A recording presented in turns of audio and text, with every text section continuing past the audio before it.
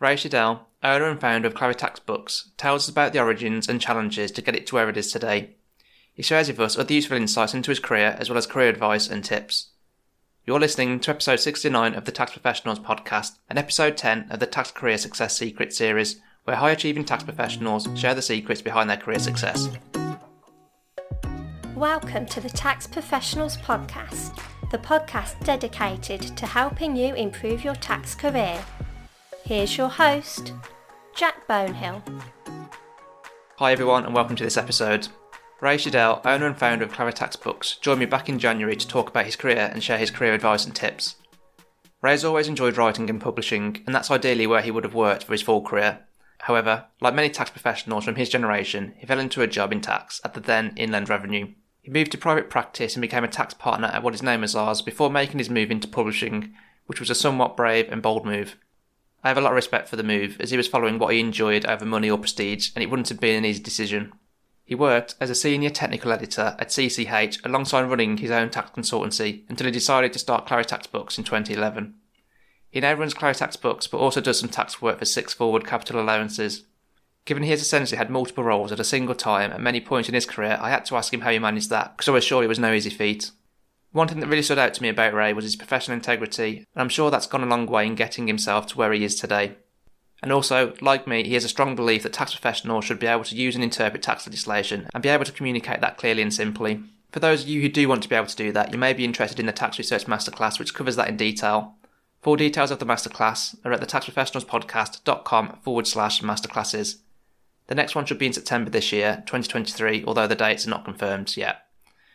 Ray has kindly set up a discount code for you and any other listeners to get 5% off everything that Claritax has to offer. The code is TTPP5, and TTPP just stands for the Tax Professionals Podcast. So just again, the code is TTPP5, all one word and no spaces or anything. The discount will be available for 2 months when this episode went live, so you have until the 27th of April 2023. There may be other discounts for you in the future too in relation to Claritax, so keep an eye out if you're interested. Rough timings for each of the sections of this episode can be found in the details section of the episode within your podcast player, or by heading on over to the show notes at thetaxprofessionalspodcast.com/TTPP69. This is the only link you'll need to remember for this episode, as all the other links will be included within this one. If, like me, you're interested in knowing what you're worth in terms of salary, then get in touch with James from the Tax Recruitment Company to benchmark what you're currently on. From his interaction with many different businesses and tax professionals, he has current knowledge of salary rates based on experience and specialism. Speaking with James could help you to negotiate a pay rise or determine it's time to find a new role. Contact details for James can be found in the show notes for this episode at thetaxprofessionalspodcast.com/TTPP69, or you can book a chat with him by heading on over to thetaxprofessionalspodcast.com/salary chat. To get in touch with James to benchmark your salary or to discuss potentially available roles, particularly if you work in corporation tax, as he is currently recruiting for many roles in this area. Without further ado, let's get into the episode. Could you tell us a bit about you and your tax career? Okay. Hi. Well, I think I've had a wonderful career in tax, really. I sort of it's not what I intended to do, but I look back on it.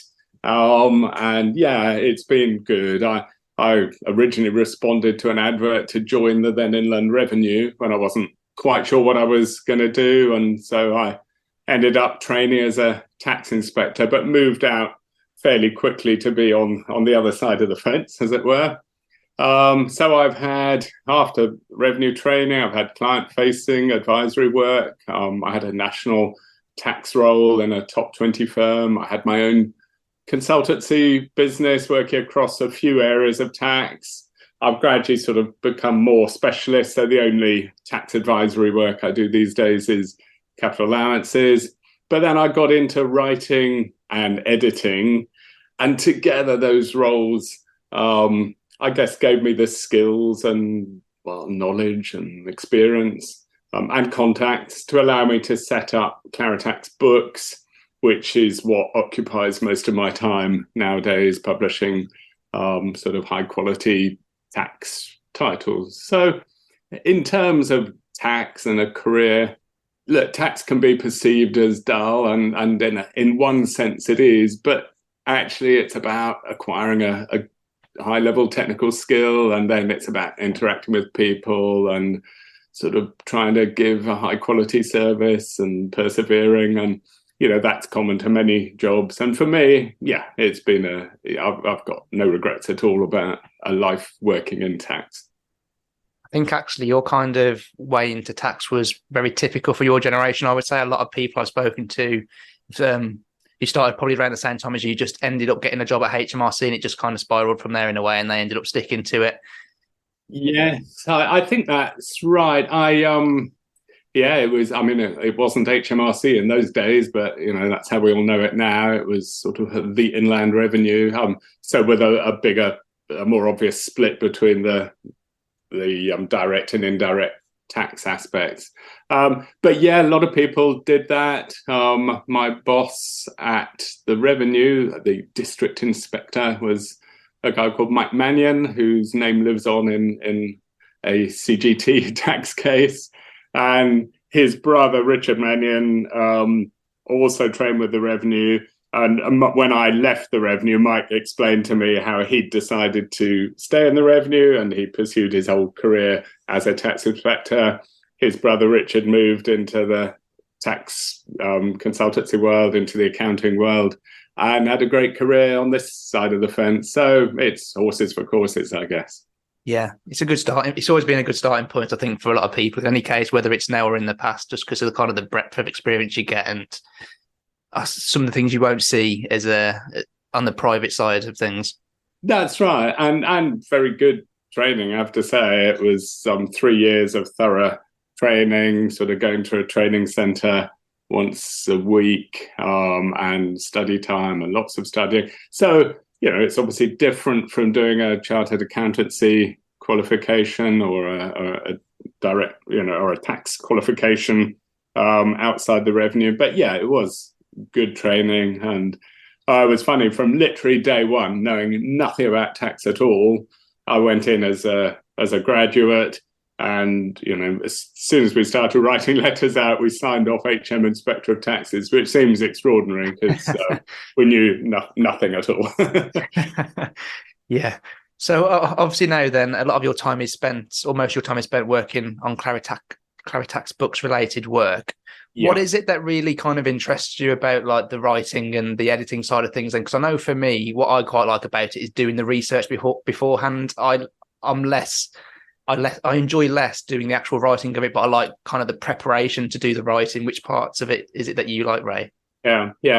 I like breaking technical content down and trying to express it clearly, using writing skills. So, as I say, I've really enjoyed working in tax. But if I'm honest, I think my sort of most natural skill, if you like, is writing clearly. And that's what I love. And that's what drove me to move into the publishing world halfway through my tax career. And that's what drives me now with my own writing. And obviously now we have a lot of other authors, but I'm obsessed about presenting things clearly in a way that's hopefully helpful for people reading. That's where my passion is, I suppose.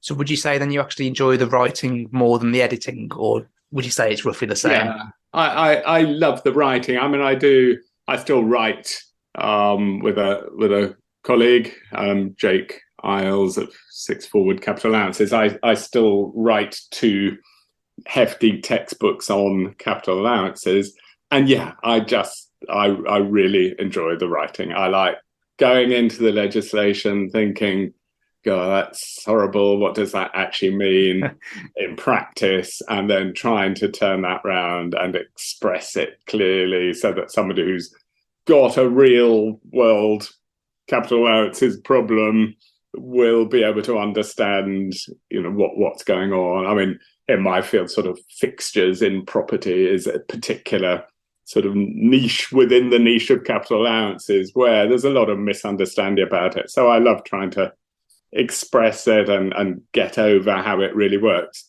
So I began with little tax articles, and then I started to write tax digests, and then small books, and now big books, Yeah. You always have to start with something small, don't you, with these things, then build upon it. Yeah. The then editor of taxation magazine. Gosh, I hope I've got his name right. Malcolm Gunn, I think.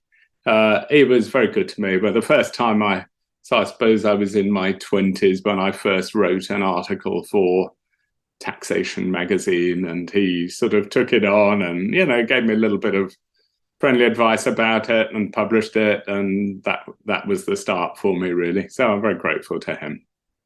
Yeah. I will just say, actually, I've only read or used one of the Claritax books. It's the one that Keith Gordon wrote on Schedule 36 notices, and it was back end of last year when I did it. But I found it incredibly useful just because it was so specific on that one topic, which I needed at the time. And I didn't really need to go to many other places apart from like looking up the cases that were referenced and stuff to get a little bit more detail. So yeah. I'm guessing all the Claritax books are similar to that, because the capital allowance is one that you're talking about, for example, again, very, very niche. And I imagine it pretty much gives you everything that you need to have on that topic. Yeah, that's generally the idea. I mean, Keith was one of our first authors and is our most prolific author. He writes 4 books for us. I mean, many of your listeners will know Keith Gordon, who's a very good tax barrister and very, really makes contributions to the tax world in all sorts of ways. And, I've got a huge amount of time and respect for Keith. And yes, his 4 books for us are all relatively short, although actually he does one on sort of tax appeals going to the first tier tribunal, which has grown over the years. So some of our books are quite a lot bigger than that, because, topics, if we've got a book on inheritance tax or VAT or property investment, they just need to be bigger than a book on discovery assessments or as you mentioned, Schedule 36 information notices. So, but yeah, we try and have that common approach to all of our books. So for you personally then, Ray, what would you say is the biggest achievement from your career for you personally? It would have to be the publishing company, Claritax Books. So we launched in 2011, so 12 years ago. I didn't have any working capital. We didn't have any authors. We didn't have any customers. We didn't have any books. And we were selling mainly hard copy books just as the world was going more and more online. So, looking back on it, you sort of think, why did you do it? But 12 years on, we've currently got 31 books in print. We also license most of our content to Krona I, who make it available as part of their broader package of tax commentary online. And alongside the specialist titles we've just been discussing, we also now have 6 sort of general tax annuals covering most of the key taxes. And I think one way or another, our content's used now by nearly all of the top 100 firms, not quite all, but the great majority, and by thousands of smaller firms. And, we've had really good feedback. So, yeah, that sort of, I'm pretty sure I would say that's the biggest achievement of my tax career. It's been very hard work, but great fun. Yeah, well, I'm sure particularly in the beginning when you had no writers and no capital, to then take it to where it is now, it must have taken a lot of hard work and effort. So I'm sure you're proud of where it's got to today.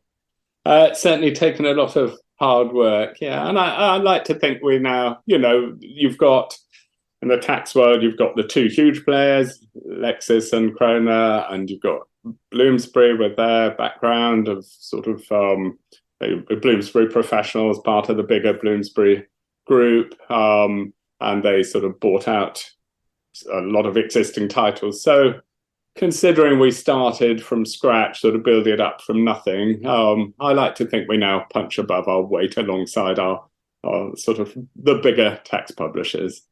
Yeah. I think you probably are. I would think of you guys before thinking of Bloomsbury, 100%.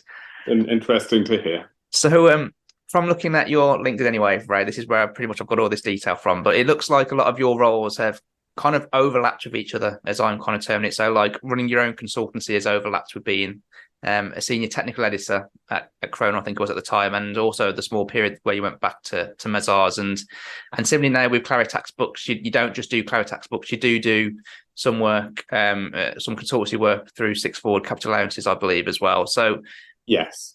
How have you kind of like managed all this? Because obviously doing multiple roles at the same time can't be easy, right? You have demands and pulls from all directions, I'm presuming. So how have you kind of coped with all of that?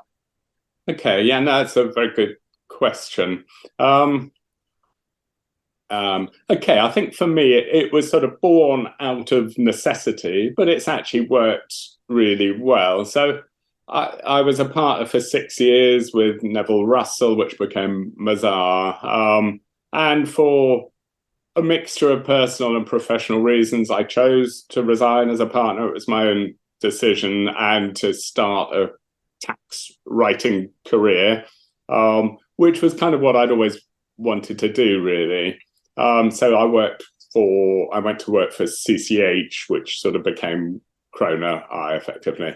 But I knew when I did that, there would be a big income hit. You know, you potentially can earn more as a tax partner than as a sort of author or as an employed author or editor. I had a young family at that time, and my wife chose to look after the children rather than taking on a paid role. So earning was important. Yeah. So I agreed with CCH, who were employing me, that I could do some tax consultancy work alongside, and I set up my own tax consultancy company. I think the key thing is you just have to play fair with everyone. If anything, I probably worked harder for CCH than I would otherwise have done, just so that there was no question of them missing out by allowing me to do consultancy work alongside. Does that make sense? Yeah. Because I think that's the worry for a lot of employers, isn't it? Where their staff are going to do more than just work for them, is that the balance is going to end up going to their like personal thing, if you want to call it that. Because I suppose the consultancy was more of your personal thing. It was something that you owned, something that you had like full control over. Whereas obviously for CCH, you wouldn't have had that same like freedom in a way. Yeah. No, that's true. But my role for CCH was involved working from home. So I was immediately saving 5 hours a week of travel time from when I was working at Mazar. It was half an hour each way, 5 days a week. So that was 5 hours, which I could sort of bag for extra work, if you like. And then inevitably, if you're in a bigger office, you have endless meetings that you have to attend and so on. And so I found it was possible to give CCH what they needed to have from me and find time to do. I think I did about 10 hours a week of sort of private, of consultancy work through my company. And CCH were happy, and I, as I say, I played fair with them. And yeah, in a way that's continued really. So sort of rather different reasons now, but having moved into writing and publishing, I didn't want to lose totally my capital allowances sort of knowledge that I'd built up with a lot of experience. So I have this part-time technical role with Six Forward Capital Allowances, and really the same principles apply. They know completely where they stand. They've been very good to me in terms of sort of fitting around my other work. But if they want something done fast, maybe there's a capital allowances case and they want an article on it, or whatever it might be, or my input on a sort of particularly unusual capital allowances technical problem, I really try to deliver a high quality response fast so that they're not losing out in any way. So, yeah, I think that's sort of how do you summarize that? I think if you're open and everybody understands, how they fit in, then I think it can work. Yeah. No, it sounds like it can. Just out of curiosity, your role at CCH when you were writing for them then, was that a full-time writing role and then you just did like the consulting stuff on top, or was it like, say, 4 days worth of hours? If I remember right, I began working for them as a 70% role and did my consultancy alongside. But I think fairly quickly I realized I could go full time. So it became a full time role, a sort of 5 days a week role for CCH, but still with my consultancy alongside, as I say, just by putting in the extra hours. Yeah, interesting. I think it's quite a good idea actually for people who do want to try and do something themselves is to get a part-time role where they can also do their own thing, because it almost like de-risks the situation in a way. Yeah, exactly. Yeah. It is a risk. I've taken various sort of risks over my career time, and exactly, if you can sort of try and keep your foot in the door with something else, then it does at least give you something to fall back on as well, and perhaps a bit of guaranteed income. Yeah. Just a reminder to benchmark your salary, find out what you're worth, or discuss available tax roles. Get in contact with James at the Tax Recruitment Company.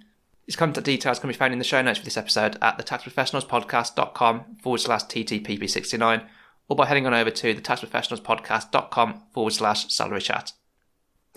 So I think just coming back to when you left Mazars, when you resigned as a partner first time round then. So it sounds like actually for you at that point, you valued doing, I suppose, work that you would enjoy more rather than, say, the financial side of it.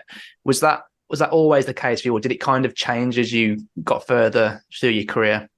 Okay, so I've already mentioned that I sort of got into tax almost by mistake. I mean, it wasn't what I was intending to do. It was actually publishing was what I'd set my heart on. And then when I got into the tax world, I assumed I'd left publishing behind. And yeah, I had a young family. I've got 3 boys who are all, young, and we needed quite a lot of income. So I was very much focused on sort of building up a reasonably well-paid tax career. And I suppose in a sense that peaked as a partner. I mean, times have changed a bit, but I would just give a slight caveat that being a sort of junior partner in a big firm, it wasn't mega bucks. It was a good income, but it wasn't perhaps as high as some people might imagine. Yeah.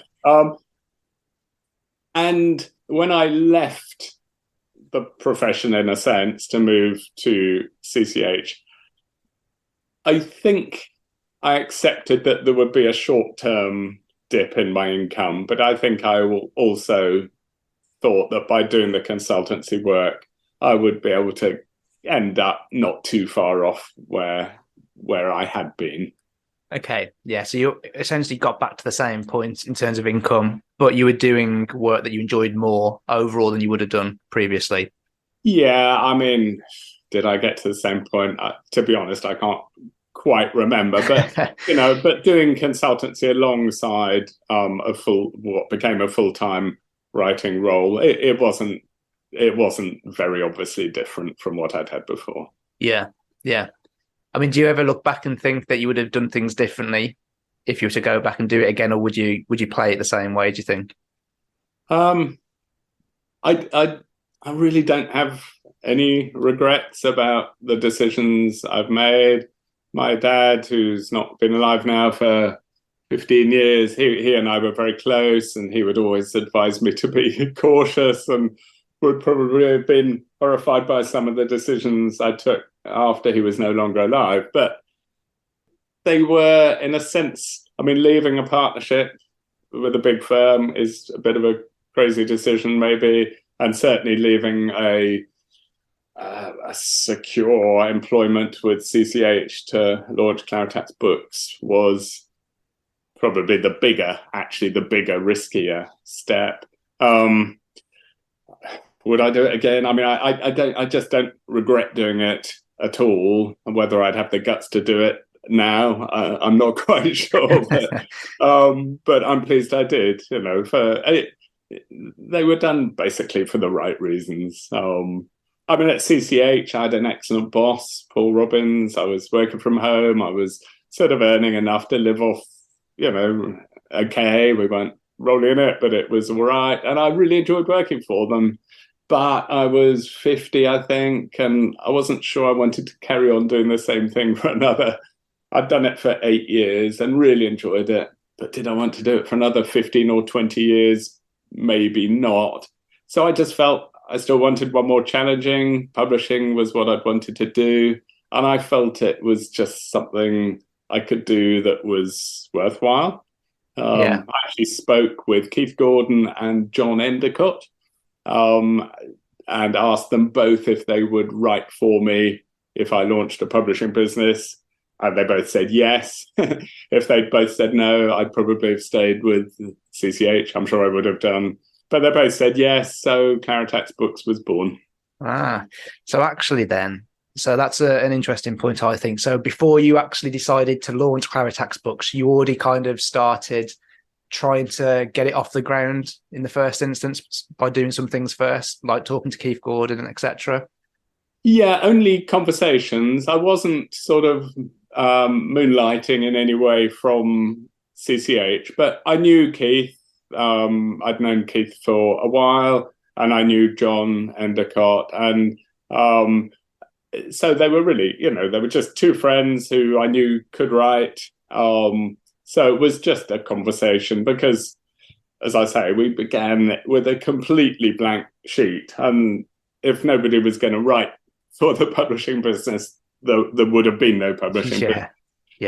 So I think that was literally the only sort of preparation I did before making a decision, was to speak to those two guys and just see how they felt. When you did start Claritax Books, did you have much of a plan B in case it didn't go as you would have hoped?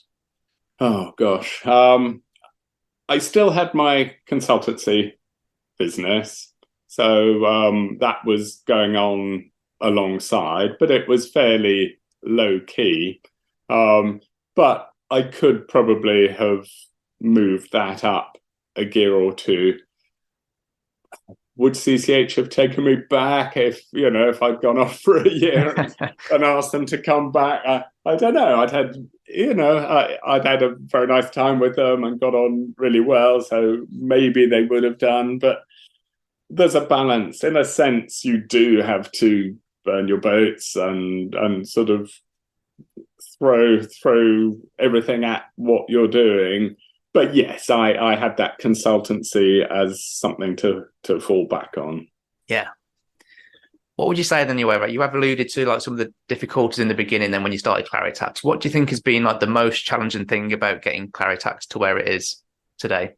Well, at the beginning, selling was definitely the issue.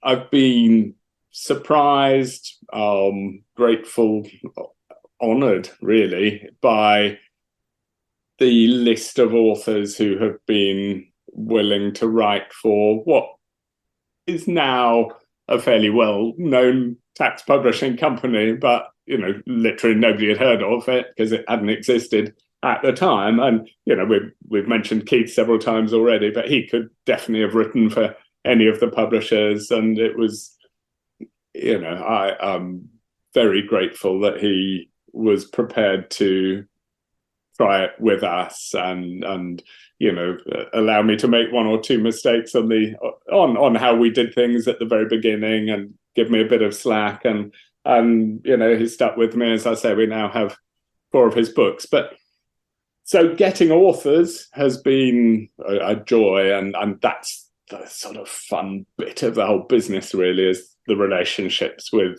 the authors and with some customers who we sort of get to know better. Selling is the big challenge for any business, and it's okay now, but it was tough in the early days. I think we launched on the 1st of September 2011, and I think it was 23 days until we had our first sale, and that was a very, very scary time. I imagine if it was like a sale for one book as well, that wouldn't have been a large amount of money, would it, either, particularly then? No, indeed, it was really quite small at the beginning, but it's grown substantially. I think we had 1 year where there was a small blip, but I think in 10 of the 11 years, it's grown very significantly on the previous year. So it's now a real publishing business. Yeah. And selling is always, if you run your business, you've got to sell your product. So that's always part of it. But customers just appear. Often we don't know where they've come from, but they just appear, and it now works. What would you say has contributed the most then to getting Claritax to grow year on year? What do you think is, like, if you can put your finger on like that one thing that has made a massive difference, what do you think it's been? It's not one factor. It has to be lots of things. So, I mean, advertising for us has never been the answer. So we do bits of advertising just to remind people that we're there, or to flag up particular new titles that come up, but that's not enough. It's come through lots of different initiatives. We ran something with the ICPA for a number of years, sort of book promotions. We have an agreement, the CIOT and ATT do sort of periodic little promotions of our books. We've got this relationship now with Chrono, who take most of our content under license from us, and they sell. We've gone to conferences, tax conferences, and other places. Word of mouth. We've created recently this new website, Claritax News website, which is just started at the beginning of this year, and that's a sort of quality news website, but also has some sort of little promotions of our books there. So it's, lots of different things all the time. You're sort of thinking, how do you build it up? And obviously, once we have customers, we're very cautious not to sort of spam them, but they get occasional emails from us about new books or whatever. And we've actually got a very loyal customer base who come back for new titles and new editions of existing titles. Yeah, and I'm sure that's a testament to the fact that they find the books good quality and very valuable. Well, I hope so. I guess it is, because they wouldn't, there are no obligation to come back. But we have had, we've had very positive feedback, and obviously we've made, we haven't got everything right, but we've tried to learn as we've gone along. And there's no doubt that a lot of our customers do really value the books. Yeah.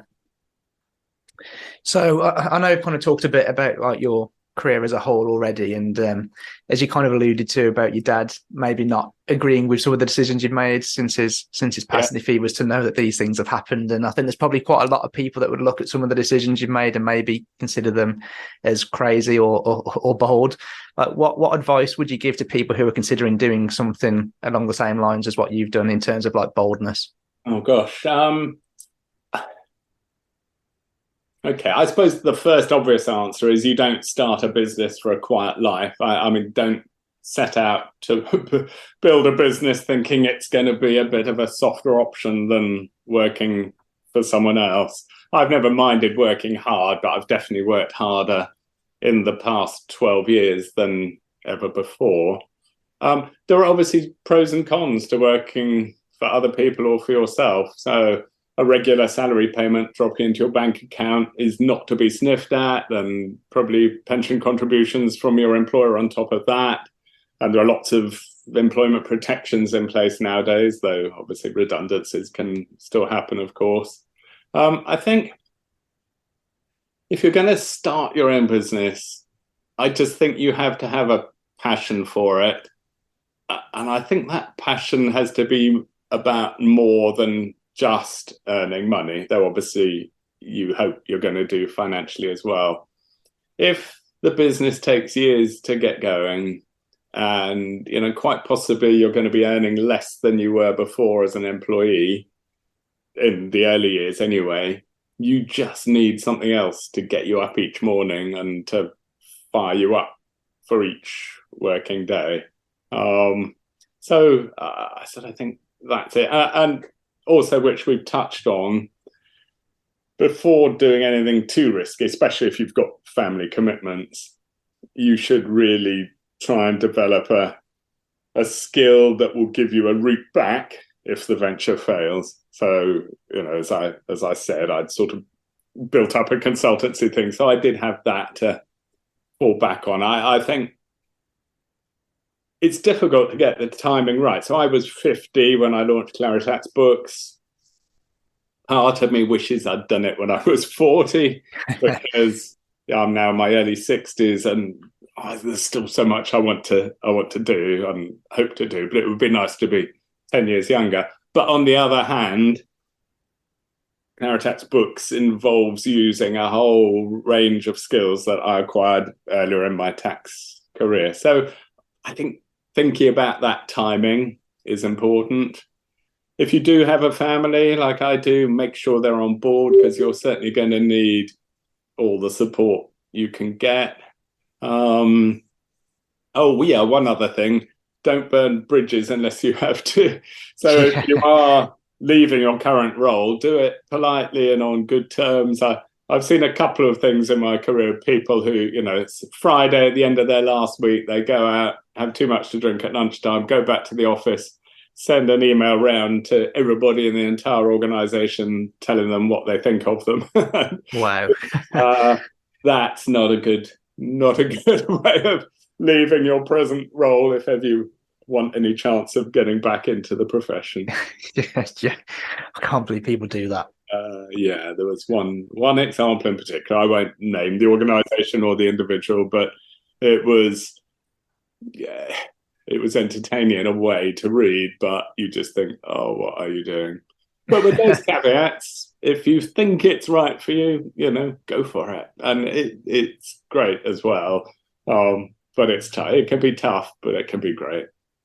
There was this one book I read actually that made this reference to, like, if you try and do your own thing too soon, then you're not going to have skills that are good enough that people are going to value and pay for. And if you do it too late, then you become in a position where it's so difficult to leave your employer because you maybe earn such a good salary, you're so busy, and so you don't get time to even consider any other things. So really trying to get that sweet spot is obviously good. There's not a right and wrong answer, is there? Because you could always leave a little bit earlier or a little bit later, and it could have worked out better, but you'd never know really. It's just being sensible about it, I suppose. Yeah, exactly that. I think exactly that. Probably one shouldn't put a figure on it, but I think probably if you get good experience under your belt for 15 years, maybe, and then go out, maybe that would be a sweet spot, 15, 20 years. You need to be pretty good at something before you go off, both so that you can do well in the new venture, and if we're thinking in cautious terms, so that you've got something that you can really fall back on. That would be how I'd see it anyway. Yeah. Do you think actually, Ray, because you were obviously at CTH for, I think you said 8 years before you set up Claritax Books. So do you think actually, if you are considering setting up your own venture, actually staying somewhere for a long time first, that you've got strong relationships in that organisation is better, so that you could potentially go back rather than, say, have loads of 2-year jobs where you won't have had such deep relationships with the people you're working with in that organisation? There's a balance. I mean, early in my career, I did move around quite a lot. I was only with the Revenue for just over 3 years. I think I was with Baker Tilly for just over 3 years. But then I was with Neville Russell and, stroke Mazar for, I think it was 10 years. I mean,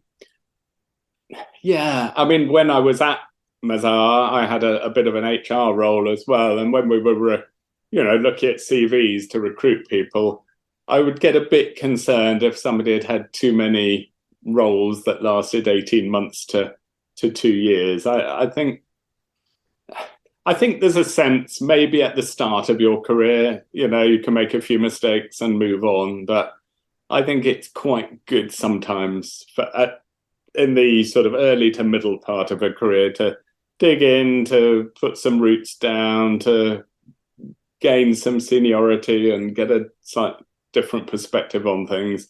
I think that's quite useful. I think there is a danger of of moving on too fast too often. Yeah, agreed. So kind of looking back then, because I think you said you're 60 now, so you've had a long career so far, and I'm sure you've received a lot of good pieces of advice, career advice in that time. Is there like any piece of career advice that really stand out to you that you remember that you could share with us? Yes, there is, and it was right at the beginning of my tax career.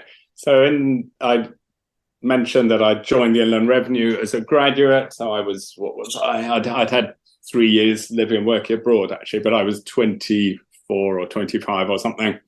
I had a colleague called Adrian Turner who was doing a similar role, but who was quite a lot older than me. And he was 2 years ahead of me in the revenue. And so when I was training, I would sort of get stuck on something, and he was meant to be my mentor. So I would go to him and say, you'll know the answer to this. It'll take me half an hour to work it out. Can you save me that half hour and sort of tell me the answer? And he was absolutely rigorous in making me go back, get out the tax legislation, work through it step by step, and then only go to him when I identified the precise nature of the issue that I couldn't cope with. So, in other words, breaking technical problems down to step by step. And of course, 9 times out of 10, when you do that, actually you can work it out. So just clarifying that, I think for anyone working in tax, I would say just learn as early as possible how to work something out, how to work out an answer based on the tax law, on the statutory position. Sometimes the answer will still be uncertain, and that's where tax commentary can be so useful, because it shares the experience of other people. But every single tax query should be resolved as far as possible from a close reading of the statutory rules, because that's what counts, not HMR guidance nor advice from anyone else. If the law says X, then that's what matters. Of course, there may often be legitimate different interpretations. But I think that fundamental skill of being able to look at the tax law and say, in this scenario, this is what the law says, I think that's underpinned every stage of my own tax career. And it should, in my view, be probably the foundation for every serious tax practitioner.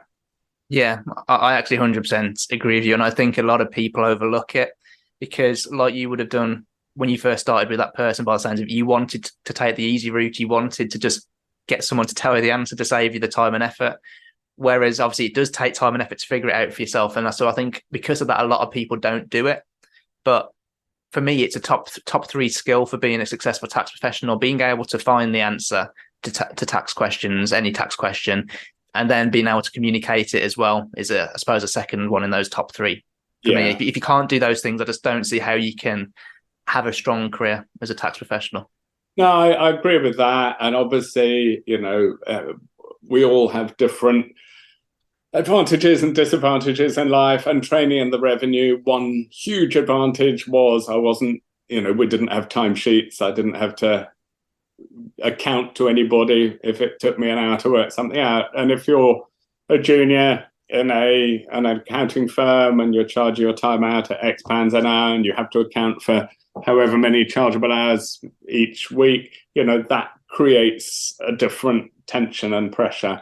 But still, if you want to do well long term in the tax world as a tax consultancy or author or whatever it might be, I think somehow you have to acquire that skill. Yeah, I agree. And actually, though, on that note, if even say you're the manager of that person doesn't know the answer, then they're going to have to find it out, and that more junior member of staff early in their career is going to cost less per hour. So it could end up actually being more cost effective if they do that and do a good job of it too. I know it's not always the case. Yeah. I mean, it will depend on the particular circumstances, but yes, and that person will certainly become much more valuable if he or she can acquire that skill. That will be a very useful employee for the firm to have. Absolutely. And I think actually it probably builds a lot of trust with more senior people in your team straight away, if they can trust you with something that's complex like that quite early on, I just think it sets you up well.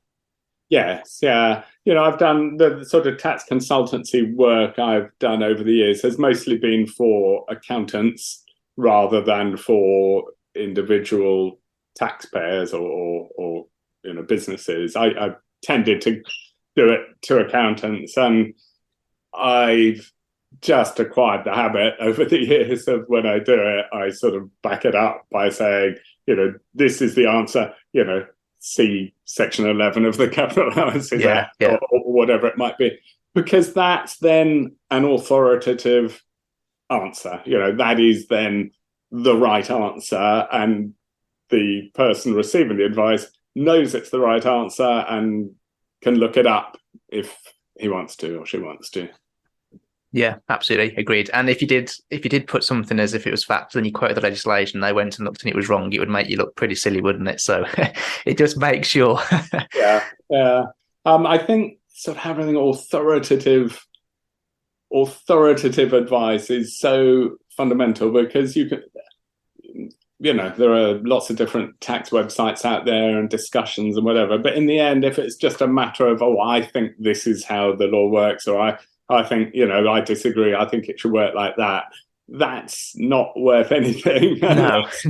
Unless you can prove what the answer is. And I mentioned we've launched this Claritax News website, and basically what we have there is little news stories, but every single one ends with a link to the authoritative source. So that's the structure of the site. You have a news story, and then you show why you're saying what you say, and it might be a case report, or it might be a bit of legislation, or it might be HMRC guidance, which isn't ultimately the law, but if you're saying, this is how the revenue apply this bit of legislation, and then every single time we're saying, and here's how we know that, this, and just click on this link if you want proof of what we're saying.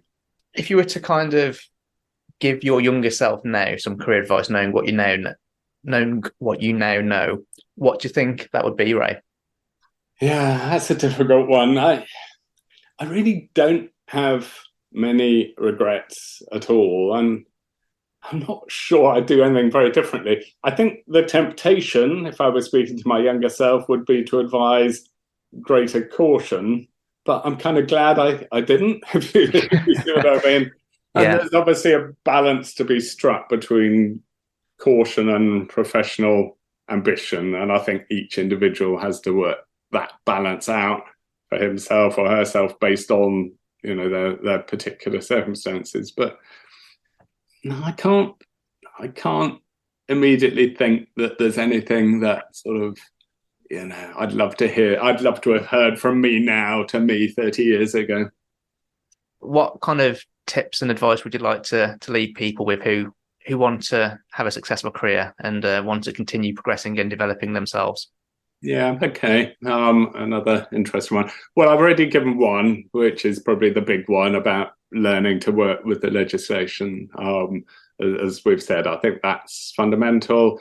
And you responded to that by saying also being able to sort of express things clearly. And obviously that's something I feel very passionately about. I think there are some people with very good tax knowledge who are very bad at expressing it, particularly in writing. So I think acquiring the skill of writing clear, of explaining tax concepts clearly is, again, of sort of immense value.